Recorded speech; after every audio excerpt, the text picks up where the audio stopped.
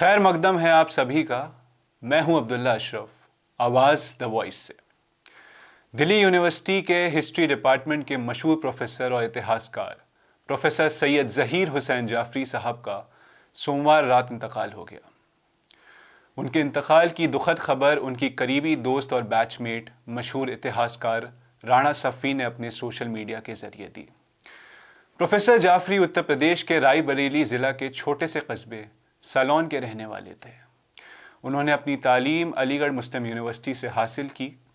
وہ بھارت کے ایک بہت ہی مشہور اتہاس کار اور ودوان تھے. ان کی خاص مہارت مدھیہ کالین بھارتی اتہاس, انڈو اسلامک روایت اور صوفزم میں تھی.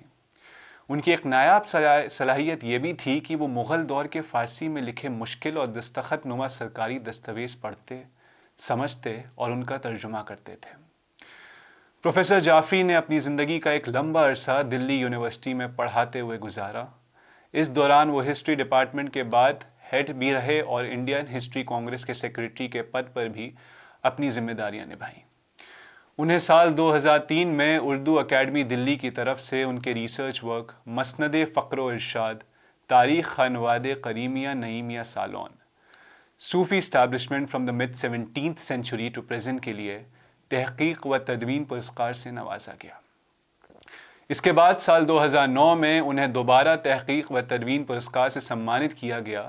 یہ سمان ان کے research work Sufism literature and Muslim civilisation in medieval India کے لیے دیا گیا. پروفیسر جعفری کی زندگی میں ان کی 4 اہم کتابیں پرکاشت ہوئیں. Studies in the anatomy of transformation, Awadh from Mughal to colonial rule, The Islamic Path, Sufism, Politics and Society in India, The Great Uprising of 1857, Studies, Commentaries and Documents, and Recording the Progress of Indian History, finally in 2012. ان کے علاوہ انہوں نے کئی مہتوپورن research papers بھی لکھے جو اتہاس کے شیتر میں آج بھی اہم مانے جاتے ہیں. پروفیسر سید ظہیر حسین جعفری جیسے شخصیت کا اس دنیا سے الوداع کہے جانا شکشا اور اتہاس جگت کے لیے ایک بہت بڑی شتی ہے. ان کے یوگدان کو ہمیشہ یاد رکھا جائے گا اور ان کی کمی شاید کبھی پوری نہ ہو سکے.